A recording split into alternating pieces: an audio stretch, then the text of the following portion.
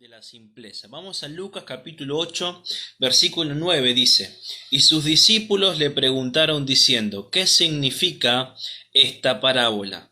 Y él le dijo: a vosotros os es dado conocer los misterios del reino de Dios, pero a los otros por parábolas, para que viendo no vean y oyendo no entiendan. Esta es pues la parábola. La semilla es la palabra de Dios. Y hasta ahí nomás y luego seguimos. Es algo muy importante y tenemos que sentirnos privilegiados de que Dios nos ha dado esos misterios para su iglesia. Nos ha dado para que cada uno de nosotros pueda seguir encontrando todo lo que Dios no solamente depositó en algo o en este mundo, sino que Dios depositó cosas en nuestras vidas.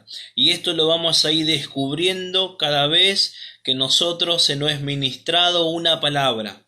La palabra de Dios dice que es lumbrera nuestro camino, es la que nos da la dirección, nos da la claridad. ¿Quién somos nosotros en Cristo Jesús?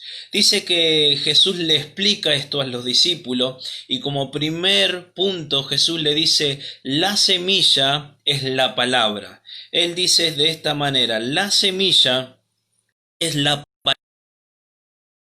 Esto es importante poder saberlo. Hay gente que piensa que la palabra de Dios va a producir en un momento, en el mismo momento, un efecto. A veces pensamos que la palabra de Dios es como una publicidad del llame ya. No sé si usted lo tiene presente. Es como si fuera que una publicidad pueda ser algo instantáneo. La palabra de Dios no se maneja de hacer algo rápido, algo que sea al instante, que pueda traer. Jesús aclara y él dice: la palabra de Dios es una semilla. Y todos sabemos que la semilla produce, mejor dicho, tiene un proceso de tiempo, tiene un proceso donde la semilla va muriendo y a la misma vez va a hacer que nuestra vida, la palabra, se produzca un fruto, el fruto de cada palabra. Esto es importante poder saberlo, porque a veces podemos llegar a sentirnos frustrados al poder oír una palabra de Dios. Pero sabe que la palabra de Dios no solamente causa un efecto instantáneo, sino que la palabra de Dios produce en nuestra vida un proceso que depende de cómo nosotros lo tomemos y depende cómo nosotros lo vamos a creer. Va a traer fruto a nuestras vidas. Y sabe, Jesús le dice a estos discípulos, a estas personas que estaban entendiendo que no era necesario de hablarles con parábolas. Él mismo le dice: la semilla es la palabra de Dios. Es importante que usted y yo sigamos permaneciendo en una palabra, porque esa palabra, si la seguimos trabajando, si la seguimos regando como lo hacemos con cualquier semilla, nosotros vamos a ver el fruto de esa palabra en nuestras vidas. Así que sigue diciendo la palabra de Dios en el versículo 12, dice: y los de junto al camino son los que oyen, y luego viene el diablo y quita de su corazón la palabra, para que no crean y se salven. Algo muy importante: si nosotros estamos y oímos la palabra no es para poder estar al costado del camino.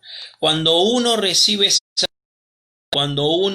esa palabra, esa semilla se tiene que empezar a trabajar, se tiene que empezar a tener una dedicación todos los días, ¿sí? Uno que puede tener en su casa un jardín o puede estar cuidando alguna de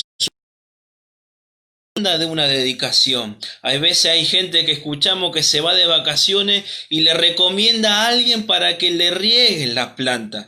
Es importante poder saber que la palabra de Dios tiene que producir en nosotros acción, tiene que producir en nosotros no quietud. No es decir, bueno, escuché la palabra, qué bueno, la verdad que Dios me hizo bien, la palabra de Dios no te produce solamente para que puedas estar tranquilo, para que puedas recibir la solución. Te trae la solución, pero no es el todo. La misma palabra de Dios te va a traer desafío. La misma palabra de Dios te va a traer responsabilidad, aparte de lo que tiene que ver con una solución, con algo que vos estés necesitando. La palabra de Dios te va a traer salvación a tu vida, va a traer milagro, pero también trae un peso de responsabilidad. También la misma palabra de Dios trae una acción que nosotros no podemos quedarnos quietos, no podemos estar al costado del camino, porque solamente vamos a ser como los que oyen. Si somos como lo que oyen, dice que viene el enemigo, que viene Satanás, y dice que él la saca de nuestro corazón. Y así como la saca de nuestro corazón, dice la misma palabra, dice, creen por algún tiempo y en el tiempo de la prueba se apartan. Perdón, en el versículo 12 anterior dice, quita de su corazón la palabra para que no crean y se salven. Cuando oímos solamente y no practicamos la palabra, corremos el riesgo de poder estar al costado del camino. Hay gente, ¿cuántas veces lo hemos invitado a un auditorio para que pueda escuchar una palabra y hoy en día no están? ¿Por qué? Porque solamente se han dedicado a oír y vino el enemigo, y cuando vino el enemigo lo que primero quita es la fe. Es la creencia en esa palabra, y así como quita la fe, también quita la salvación. Tengamos presente esto: si oímos una palabra de Dios, no solamente traerá satisfacción en nuestras vidas, también trae una acción, también trae un peso de responsabilidad. Dice en el versículo 13, y en esto nos vamos a estar basando, dice, los de sobre la piedra son los que habiendo oído reciben la palabra con gozo, pero esto no tienen raíz. Creen por algún tiempo y en el tiempo de la prueba se apartan. ¿Sabe? Es algo muy importante que Jesús le estaba explicando, porque cayó sobre o al costado de una piedra. Dice la palabra que cayó sobre una piedra, o sea que cayó sobre la piedra. Una semilla cayó sobre la piedra, y algo que yo podía estar anotando es que Dios no solamente quiere darnos algo externo, sino que también Dios quiere darnos algo interno. Hoy el mundo puede querer muchas cosas y las puede obtener, pero mucha gente puede tener millones de cosas, aún dinero, aún los mejores autos, las mejores casas, pero internamente están siendo pobres, internamente no tienen recursos, internamente no hay paz, internamente no hay vida. Y sabe, Dios quiere que no nos quedemos con lo que tenemos, sino semilla no podía quedarse sobre la piedra. Una semilla necesita profundidad. Si usted está del otro lado, diga profundidad. Dios necesita que la semilla no quede sobre, sino que Dios necesita que la palabra quede en lo más profundo de mi corazón. El punto de la prueba, porque también nos de proceso. Dice en el versículo 13, antes de poder terminar, dice, creen por algún tiempo y en el tiempo de la prueba se apartan. Cuando una palabra cae sobre la piedra, porque cuando una palabra cae en lo más profundo de nuestro corazón, es imposible que te puedas apartar. Es imposible que puedas dejar al Señor. Cuando una palabra entra en tu corazón, entra en lo más profundo de tu vida, ahí empezás a ver de una manera totalmente, ver las cosas de una manera diferente. Por eso uno lo puede ver en Saulo, cuando Saulo se encontró con Jesús, y él cuando le dijo, Saulo, Saulo, ¿por qué me persigues? Dice que Saulo instantáneamente tuvo ese encuentro con Jesús, y todo todo lo que soltó Jesús en su vida en ese momento hizo que él pueda recapacitar que todo lo que estaba haciendo lo estaba haciendo mal. Él en ese momento, cuando tuvo un encuentro con Jesús, él dijo: ¿qué quieres que yo haga? Y de la misma manera él le vio otro sentido a su vida. Por eso una palabra de Dios no solamente nos hace que podamos tener beneficios externamente, sino que una palabra de Dios también nos trae beneficios interiormente. Dios dejó una advertencia escrita. ¿Sabe por qué? Porque en el punto de la prueba es que profundicemos en lo que tenemos. La prueba viene a sacarte del simplismo. La prueba viene a sacarte del simplismo. A veces uno dice: no quiero pasar por pruebas, no quiero estar pasando por procesos, pero son los procesos, son las pruebas que te definen tu fidelidad. Define a qué verdaderamente le estás creyendo. Si le estás creyendo al externo o le estás creyendo a aquello que el Señor puso en tu interior. Por eso el punto de la prueba es que profundicemos. Cuando alguien está pasando por algún proceso o prueba, no es para escaparte, es para que puedas profundizarte, es para que puedas examinarte. ¿Qué es lo que Dios me quiere hablar? ¿Por qué hoy yo puedo estar pasando esto? ¿Sabe? La prueba viene para sacarnos del simplismo. Ahora, Dios dejó una advertencia escrita sobre la simpleza. Yo quiero que usted vaya a Proverbios capítulo 27, versículo 12. Vamos a ver la advertencia que Dios nos dejó para poder sacar de nuestra vida la simpleza, lo simple. En esta semana he escuchado mucho esta palabra. ¿Sabe? En el lugar donde yo puedo estar trabajando, en esta un tiempo a todo lo que tiene que ver con la publicidad, y hay algo que a mí me llamó mucho la atención, porque la recomendación nos dijeron esto: tenemos que salir de lo simple, tenemos que salir de lo que se ve siempre, porque lo que se ve siempre es algo simple. Y sabe, esto es algo muy importante, porque nosotros también nos dejó Dios una palabra para que saquemos la simpleza. La simpleza en nuestra vida es algo muy peligroso. Usted debe estar diciendo: ¿pero qué puede ser algo simple? Uno lo puede tomar de diferentes maneras, pero la simpleza para Dios es algo peligroso. En Proverbios capítulo 27, versículo 12, dice así: el avisado ve el mal y se esconde, mas los simples pasan y llevan el daño. ¿Sabe? El simple dice que pasan y llevan el daño. Esto le puedo dar como un ejemplo que lo podemos ver por televisión muchas veces y que nos llama mucho la atención, de cómo puede ser que una persona pueda criar a un león, a un león. Podemos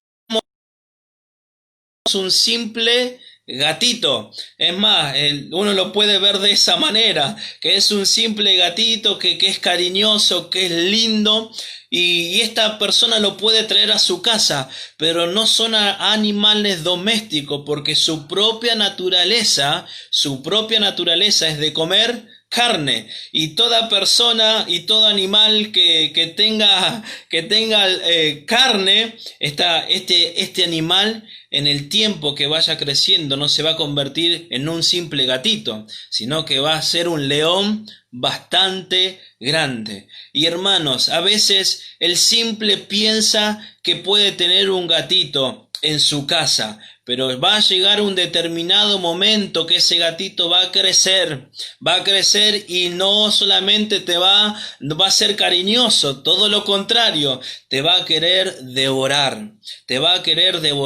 Y hermanos, la simpleza nos lleva a esto, que a veces tomamos cosas que parecen que está buena, pero en el principio parece algo cariñoso, pero después en el tiempo nos va a terminar devorando. Por eso esta palabra dice que el simple pasa y llevan el daño. O sea, el simple pasa por un lugar y se lleva el daño. Por eso en Proverbios capítulo 14, capítulos anteriores, capítulo 14, versículo 15, dice, el simple todo lo cree. El simple todo lo cree, pero el prudente mira bien sus pasos. Fíjense en que a veces nosotros tomamos las cosas del mundo como algo simple. ¿Qué me puede pasar si yo escucho esto? ¿Qué me puede pasar si yo puedo estar haciendo lo otro? Si no pasa nada. Hoy no me ven, hoy no estoy yendo a un auditorio a escuchar la palabra. ¿Qué puede pasar? Si me puedo reunir los sábados y puedo escuchar una palabra. Hermano, la misma palabra dice, el simple lo cree todo. A veces cuando estamos en esta simpleza corremos el peligro de aquello que parece que está bueno, termina siendo malo. El simple lo cree todo, o sea, acepta todo. Te ofrecen algo, si vos no examinás la situación, haciendo daño. Recuerde, más lo simple pasan y llevan el daño. Al principio tenemos que saber algo, porque el simple todo lo cree. Y en Segunda de Corintios capítulo 11 nos habla, Segunda de Corintios capítulo 11, versículo 14, mientras usted lo busca o lo vaya anotando, Segunda de Corintios 11:14 dice, y no es maravilla, porque el mismo Satanás se disfraza como ángel de luz. No es maravilla porque el mismo Satanás se disfraza como ángel de luz. En el momento, si hay algo que a Satanás lo caracteriza, es que él tiene un buen ropero, podríamos decir ropero, de disfraces. Él tiene los mejores disfraces y aquellos disfraces que más te pueden estar gustando. Dice que Satanás dice que es como un león rugiente, esperando ahí a quien devorar. Él tiene los mejores disfraces, que puede ser un gatito, pero al determinado tiempo te puede estar devorando. Se disfraza como un ángel de luz. Esto es importante, querido hermano, porque el simple todo lo cree. Si cuando de nuestras vidas se quita la simpleza, cuando dejamos que la palabra profundice en nuestro corazón, cuando que dejamos que la palabra cabe en lo más profundo de nuestras vidas. Por eso, en Primera de Tesalonicense capítulo 5, Primera de Tesalonicense capítulo 5, versículo 21 dice, y versículo 22, examinadlo todo, retened lo bueno y absteneos de toda especie de mal.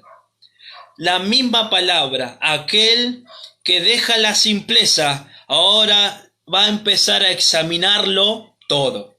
Una persona que examina todo no es exagerado, no es exagerada, no es que se va para el otro lado, para otro mundo, porque a veces tenemos el concepto de que una persona que examina todo, no solamente pensamos que puede ser exagerada, pero esa persona no es exagerada, esa persona es sabia.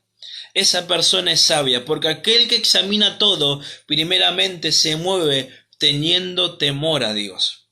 Cuando examinas todo, uno tiene que estar constantemente en este tiempo examinándolo todo, mirando bien cuidadosamente, mirando bien que nada ni nadie pueda traer daño a tu vida.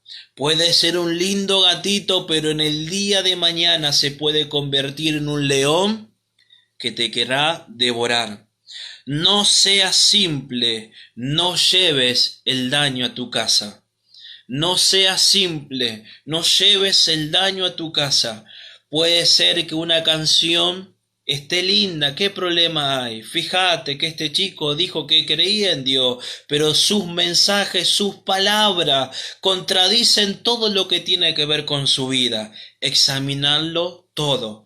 Aquel que examina no solamente está para hablar o a lo costado, todo lo contrario, aquel que examina le dedica tiempo, estudia. Por eso dice, tomad lo bueno, pero también desechad lo malo. Salmos capítulo 19, versículo 7.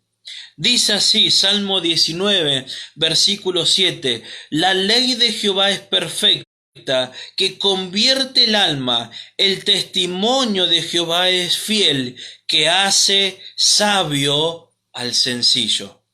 ¿Que hace sabio a quién? Al sencillo. Que esta palabra del sencillo, de la simpleza, tiene que ver con que Dios quiere convertirnos en personas sabias. No es exagerado. No es siendo exagerada, porque a veces tenemos el concepto de poder estar caminando en una palabra y uno es temeroso en esa palabra, pero lo seas exagerado, si ya está, si no, la iglesia está cerrada, el pastor no te ve, ¿qué problema puede llegar a haber? Hermanos, una persona que camina en sabiduría es porque ve que todo lo que está a su alrededor puede ser simple, pero nada lo puede estar trayendo a su casa que lo puede estar dañando. Hermano, el simplismo es un síntoma de este tiempo. Gente que toma como algo simple a Dios. A veces tomamos a Dios como algo simple y esto es, hermano, de mucho, pero de mucho dolor. Tomar las cosas de Dios como algo simple. Hermano, las cosas de Dios no tienen nada que ver con el servicio que nosotros podemos estar haciendo en un auditorio. Hermano, las cosas de Dios tienen que ver con cuidar la palabra que Él depositó en nuestras vidas. No puedo tomar como algo simple lo que Dios me habló y me estuvo diciendo por tantos años, y cada vez que yo puedo escuchar una palabra de Dios, todos vamos a pasar por esa prueba. Hermanos, todos vamos a pasar por una prueba. Si aún el mismo Jesús, después que estuvo en una reunión extraordinaria, recibió el Espíritu Santo, Dios le habló desde arriba, todos lo pudieron haber escuchado, dice que fue llevado al desierto para ser tentado, fue llevado al desierto para ser probado, pero gloria a Dios porque cada vez que él habló, lo habló de lo que más tenía en su profundidad, porque cada vez que el enemigo le presentó con algo simple que él lo podía haber hecho, él dijo, escrito está. Toda palabra siempre te va a traer un escudo, toda palabra siempre te va a traer una victoria. Aquello que se te presenta, aquello que se te levanta, no es para levantarse y poder hablar con la justicia. Todo lo contrario, Jesús, cada palabra que él pudo haberla soltado, estaba escrito. Lo que está escrito es lo que va a traer victoria a tu vida. Hermanos, el simple nunca va a estar preparado para recibir algo grande. El simple nunca va a estar preparado para recibir algo grande. Dios, no podemos tomar las cosas de Dios como algo simple, porque lo de Dios es algo profundo. Es algo profundo, es algo que ojo no vio, ni ha oído yo, ni ha subido a corazón de hombre. Tiene preparada para aquellos que le aman. Y gloria a Dios, hermanos, porque todos vamos a pasar por pruebas. Las pruebas miden el tamaño de nuestra fidelidad. Las pruebas miden nuestra fe. Jesús midió la fe de sus discípulos todo el tiempo. Todo el tiempo. Si Jesús midió la fe de sus discípulos, todo el tiempo, ¿cuánto más o qué nos quedaría a nosotros? ¿Qué nos quedaría a nosotros? Constantemente vamos a estar recibiendo una medida. ¿Sabe? En Juan capítulo 6, anótelo, yo quiero ir rápido. Juan capítulo 6, versículo 6 dice, pero esto decía para probarle, porque él sabía lo que había de hacer. Cada vez que Jesús los probaba a los discípulos, siempre Jesús sabía qué es lo que él tenía que hacer. Jesús siempre sabía qué es lo que él tenía, cómo tenía que enseñarle, pero era mediante una prueba, era mediante una prueba. En Mateo capítulo 8, 26 dice, Mateo 8, 26, él le dijo, ¿por qué teméis, hombre de poca fe? Entonces levantándose, reprendió a los vientos y al mar, y se hizo grande bonanza. De poca fe. Fíjense, si hoy alguien nos dice hombres de poca fe, yo creo que más de uno se va a querer ofender. Pero Jesús, para probar su fe, para probar en dónde estaban cimentados, en dónde estaban, saben, no había nada más glorioso que poder estar con Jesús. Que vengan las tormentas, que vengan todo lo que puede venir sobre tu vida, pero que siempre esté Jesús sobre la barca. Que siempre esté Jesús sobre tu vida, que siempre esté Jesús en lo más profundo de tu vida.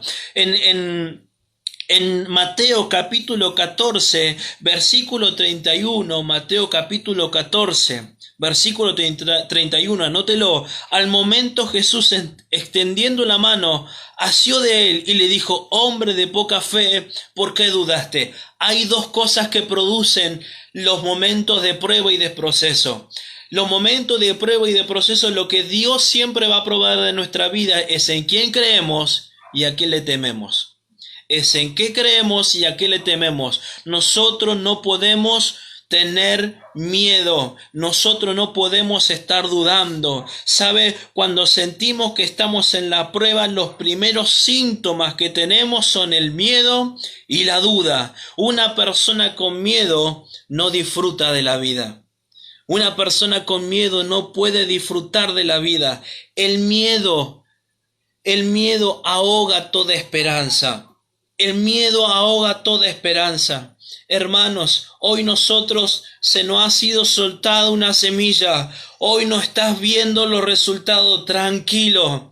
Dios va a cumplir y que esa semilla pueda traer fruto y fruto que van a permanecer para siempre. Gloria a Dios, porque Dios va a hacer eso con cada uno de nosotros. Dios quiere que podamos recibirla, no solamente oyendo, sino creyéndola, practicándola, viviéndola, pero sin duda, no esperar decir, uy, ¿qué pasó? Lo que Dios me dijo, lo que Dios me había hablado, todavía no estoy viendo nada y pareciera que la situación puede ser difícil. Dios nos dice y nos dice a través de su palabra, no tenemos que tener miedo, porque una persona que tiene miedo es una persona que pierde toda esperanza, Job capítulo 3, versículo 25, Job dice algo, ese hombre que pasó por una prueba. A veces, una vez los decía esto, y a veces no queremos comparar con Job. Hermano querido, hubo un Job, ya no va a haber otro Job. Hubo un Job y ese Job nos dejó una palabra, que todo lo que había perdido Dios le había dado que todo lo que él había vivido, Dios nos dejó una enseñanza a través de su vida. Ya no hay más Job. Hubo un Job y ese Job es el que encontramos en la Biblia. A veces tenemos esta palabra, estoy peor que Job. ¿Les escuchado? Saben, no hay peor que Job. Ya Job lo ha vivido todo para dejarnos enseñanza nuestra. Capítulo 3, 25 dice, porque el temor que me espantaba me ha venido. Una persona que tiene miedo aún de lo que puede estar pasando. Y hoy vemos que el mundo está teniendo miedo. Y miedo en aquello por lo cual no le ha acontecido. Uno no quiere decir con esto por lo que estamos viviendo de la pandemia, que no tengas que ser precavido, que no puedas, que no tengas que ser cuidadoso, sé cuidadoso, ser responsable, cuídate, pero lo más importante, una cosa es cuidar y otra cosa es vivir con miedo. Una persona que vive con miedo vive desesperada, vive pensando que le va a ocurrir a eso, y sin embargo todavía no le ha ocurrido nada, y no le va a ocurrir. Porque el temor me espantaba, el temor que me espantaba me ha venido y me ha acontecido lo que yo temía. No quiere decir que hoy lo que estás temiendo te pueda estar ocurriendo o te va a ocurrir. Deja todo temor, deja toda duda, dejásela al Señor, y el Señor no es que va a quitarte la duda, el Señor va a hacer que esa palabra que fue dada en lo más profundo de tu corazón pueda traer refrigerio, pueda traer fuerza, pueda traer visión, pueda ver aquello que Dios ha preparado sobre tu vida. Miedo es ausencia de paz. Es ausencia de paz. Lo que más pone al enemigo es una persona que tiene paz. Lo que más le preocupa es una persona que tiene paz. Lo que más le preocupa, es lo que más lo pone nervioso, ver a una persona que tiene paz, que te puedas levantar, como dice en Salmo 23, el bien y su misericordia te van a perseguir todos los días de tu vida. Qué bueno que todos los días te puedas levantar con esta paz. No es la paz para poder pelear todos los días, no, Él ya nos ha entregado esa paz. Si hoy vivimos de gracia, la gracia no es algo gratis. La gracia hubo un precio muy alto que se pagó. Jesús no murió solamente para darte lo externo. Jesús murió para poder brindarte dentro de tu interior victoria.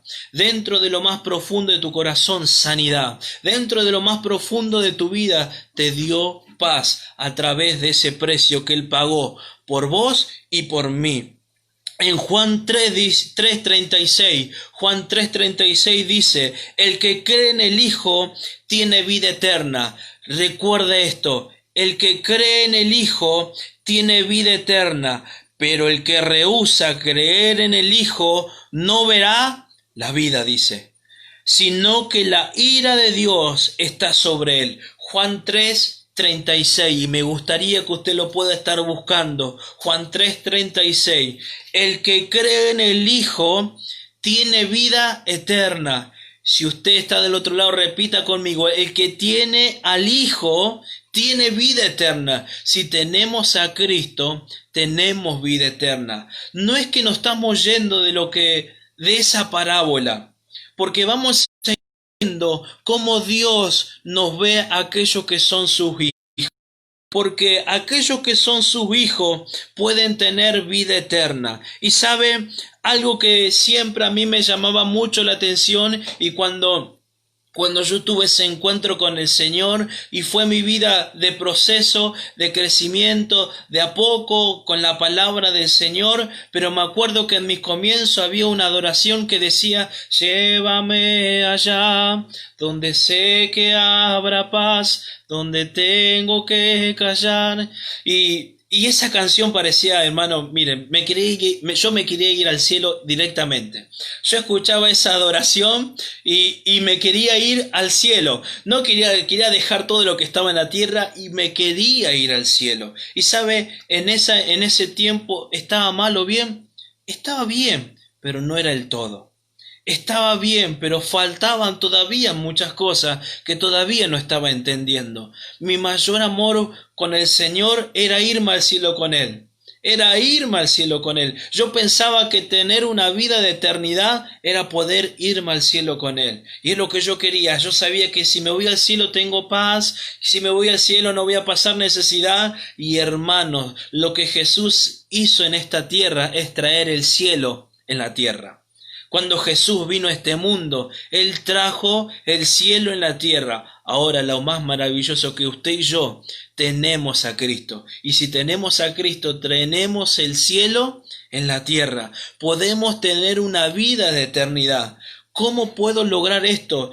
pruebas vienen y nos pueden sobrepasar, van a venir esas pruebas, pero es importante vencer aquella sencillez, aquella simpleza y poder ser que la misma palabra pueda traer firmeza a nuestra vida. Por eso en este versículo, en Juan 3:36 dice, el que cree en el Hijo tiene vida eterna, pero el que rehúsa creer al Hijo no verá la vida, sino que la ira de Dios está sobre él. La vida eterna recién no se disfruta cuando vamos al cielo. Hoy podemos disfrutar de esta vida eterna teniendo a Cristo en nuestras vidas. Todo tiene que ver por lo que nosotros veamos. Este mismo versículo dice que, pero el que rehúsa creer en el Hijo no verá la vida. Si hoy nosotros no creemos en Jesucristo, aquel que es su Hijo, nosotros es imposible que podamos ver algo eterno en nuestras vidas. Es imposible que podamos ver algo de la eternidad, de lo celestial, de lo espiritual en nuestras vidas. ¿Sabe? Yo anotaba esto. Esto quiere decir que la vida eterna tiene que ver por lo que nosotros veamos, partamos, o sea, tenemos que partir de que Dios es un Dios eterno.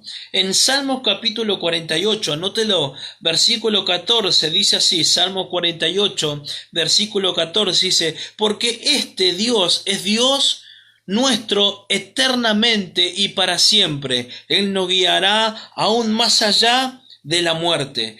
Partamos de que Dios es un Dios eterno. Dios no es un Dios de tiempo. Dios no es un Dios de año. Dios es un Dios de eternidad. Y si nos ve a nosotros, también nos ve como hijos de eternidad, siempre y cuando en nuestra vida pueda estar Cristo. En Salmo 111, versículo 8, búsquelo. Salmo 111, versículo 8 dice, afirmados eternamente y para siempre, hechos en verdad y en rectitud. Cuando nos dice la palabra afirmado, le está hablando usted y a mí. El poder estar afirmados tiene que ver con algo de estar posicionados desde la eternidad. Mirar todo desde la mirada de Dios. Mirar todo desde aquello que Dios está mirando desde la eternidad. De poder ver con mis ojos los ojos de Dios. Que todos nuestros actos, nuestros actos en la cual podamos tomar decisiones, que nuestras decisiones no sean tomadas por el día de mañana, sino que nuestras decisiones puedan tener visión de lo eterno, puedan tener una conciencia de destino, podamos tomar decisión con conciencia, no con conciencia del mañana, no con conciencia de nuestros hijos, sino de los hijos también de nuestros hijos, afirmados eternamente, afirmados en la eternidad. Cuando Él expresó eternidad, lo primero que cambia, cuando se expresa eternidad en mi vida, lo primero que cambia es mi oración. Lo primero que cambia en tu vida y en mi vida, cuando estamos firmes en la eternidad, cambia nuestra oración. No va a ser una oración para decirle al Señor, Señor, estoy pasando por esto. Pero qué bueno decir, Señor, estoy pasando por esto, pero estoy creyendo de que tú vas a hacer esto, vas a lograr esto, vas a ser conforme a tu palabra. Nosotros no podemos olvidar de lo que decimos. Si hoy yo le pregunto cuál fue su oración en esta mañana, y usted estará, a ver, relátemela, a ver si se puede acordar. Yo creo que más de uno no se puede acordar, porque se habrá olvidado, pero aquel que está firme en la eternidad de Dios, sabe, no se olvida de lo que ora. Fíjese lo que dice. Yo notaba esto, pero lo que decimos tiene un peso en la eternidad de Jesús. Jesús dijo algo en Mateo capítulo 12, vaya Mateo capítulo 12, verso 37. Dice así, porque por tus palabras serás justificado y por tus palabras serás condenado. Por tus palabras serás justificado y por tu palabra serás condenado. Esto es algo muy importante. Cuando cambiamos y cuando estamos firmes en la eternidad de Dios, cambia nuestra oración. responsabilidad en lo que nosotros estamos declarando, en lo que nosotros vamos a estar diciendo. Ahora, la oración, más que cambios externos, tiene que ver con cambios internos. Nuestras oraciones están cargadas de que los cambios se puedan ocurrir externamente. A veces pedimos que Dios cambie a alguien, que Dios cambie la situación, pero sin embargo, todavía nuestra situación interiormente todavía no ha cambiado. A veces somos propensos a poder mirar lo que está afuera, pero muchas veces miramos en la profundidad de nuestras vidas. Por eso, la oración más que cambios externos tiene que ver con cambios internos. Mateo capítulo 6, versículo 6, anótelo, y dice así: mas tú cuando ores, entra en tu aposento. ¿En dónde? En tu aposento. Mas tú cuando entra en tu aposento y cerrada la puerta, ora a tu Padre que está en secreto. En lo secreto te recompensará en público. Que nuestras oraciones puedan estar firmes ahora, poder encontrar esos secretos, esa intimidad con el Señor, aquello que quiero que primero cambie Dios en mi vida. ¿Sabe? En Hechos capítulo 14, y con esto estoy cerrando, dice versículo 22, si usted puede buscarlo. Hechos capítulo 14, versículo 22 dice: confirmando los ánimos de los discípulos, exhortándoles a que permaneciesen en la fe, diciéndole: es necesario que a través de muchas tribulaciones, sí, muchas tribulaciones, entremos en el reino de Dios. O sea, para entrar en el reino de Dios vamos a pasar por muchas tribulaciones. Y cuando se me vino esta palabra tribulación, yo lo podía entender como algo desagradable. Si antes estábamos en la prueba y empezar la tribulación, pareciera que algo me viene a triturar. Yo lo tenía de este concepto, a que las tribulaciones son peores que en las pruebas, es donde trae más dolor en nuestras vidas. Pero viendo el significado de tribulación, esto tiene que ver con tribulador. El tribulador es una herramienta. Sí, el tribulador es una herramienta que se mete dentro de la tierra para darla.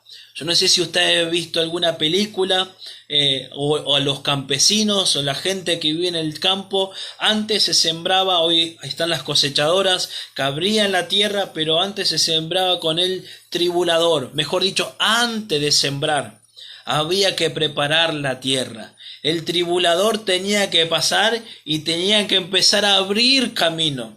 Y a veces las pruebas, los procesos y las tribulaciones abren camino. Abren camino, parecieran que fueran difíciles, momentos en los cuales queremos escapar, queremos salir, pero Dios está tribulando. Dios está pasando con el tribulador. ¿Saben por qué? Porque Dios está preparando una tierra para una nueva temporada. Gloria a Dios porque Dios está preparando una tierra para una nueva temporada para su iglesia, para una nueva temporada para tu vida. Dios está preparando esa nueva temporada para cada uno de nosotros. Triángulo, Dios está preparando una nueva temporada. Pareciera que esto nos está trayendo tribulación a nuestras vidas. Podemos estar preocupados, podemos estar angustiados, pero Dios está pasando el tribulador. Dios está abriendo camino. Dios está preparando la tierra. Y sabe, esto es glorioso porque podemos entender esto. Si Dios trae o permite la tribulación, Dios está comprometido a que haya semilla, que haya lluvia y que haya cosecha. Dios prepara de nuestras vidas una tierra, y esa tierra somos usted y yo. Él pasa, pero como todo sembrador tiene semilla, y como todo aquel que tiene conocimiento para sembrar, sabe que va a llover, y sabe también que todo lo que siembra va a cosechar.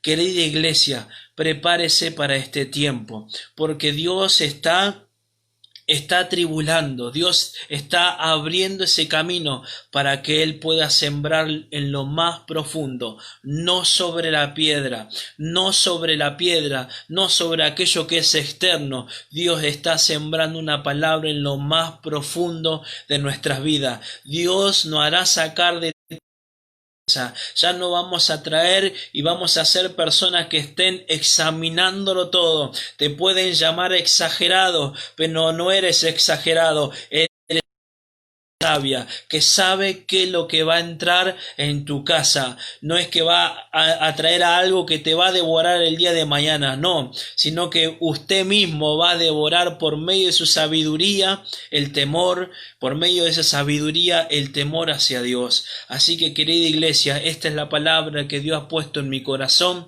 Prepárese, porque Dios está abriendo camino para una nueva temporada. La tribulación, el zarandeo, todo lo que el enemigo pueda traer ocasión a nuestra vida, Dios está preparando la tierra, porque vamos a ver fruto, vamos a cosechar todo lo que hoy puedas estar pasando en tu vida. Dios te bendiga, los saludo con la rica paz del Señor, que puedan tener días llenos de gloria. Recuerde, mañana no espere una palabra para seguir siendo procesada nuestra vida. Abra su tierra, empiece a trabajar, dedíquele tiempo.